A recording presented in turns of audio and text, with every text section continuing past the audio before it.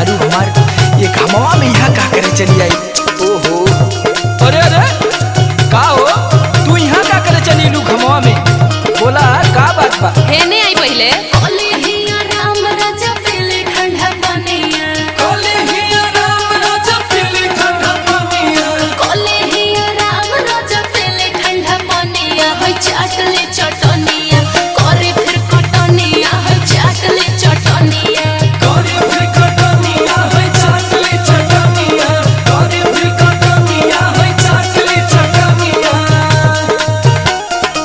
इतना काहे माने ली रे हमके? आयल होती ना हम आराम से। अरे का कही जी, दिन रात तो हमके राउरे नु चिंता रहेला, यही से नु भाग के आईनी हां कि कुछ खैले हो कि ना खैले हो। चली चल के पहले कुछ खा ली।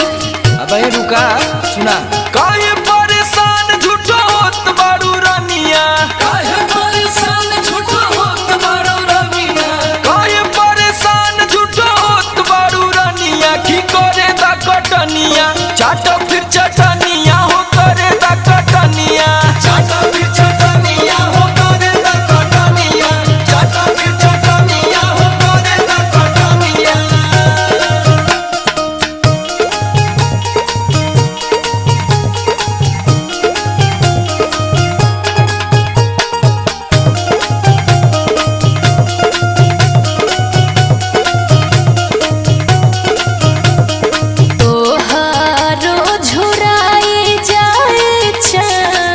जैसन रूपावा यार लागी जब धूपावा हो, आबो ना बोढ़ा दिहिया चरवा गे बलम ए राजा हो, आबो ना बोढ़ा दिहिया चरवा गे बलम।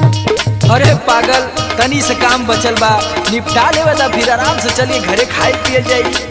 आ तू हो कि एकदम खाली खाली परेशान के ले बाड़ू, गमछी ओढ़ के बैठा आ सुना, धनी भागे पवले बाड़ू मारा दा किसानवा, अरे मारा दा किसानवा हो, तहरे में बसेला परनवा ये धनी हो, तोहरे में बसेला परनवा ये धनी, देरी जनी करा बनावा है गथनिया, देरी जनी करा बनावा है गथनिया, की करे दा कटनिया चाटो फिर चटनिया हो करे दा कटनिया, चाटो फिर चटनिया हो करे दा कटनिया, चाटो फिर चटनिया हो करे दा कटनिया।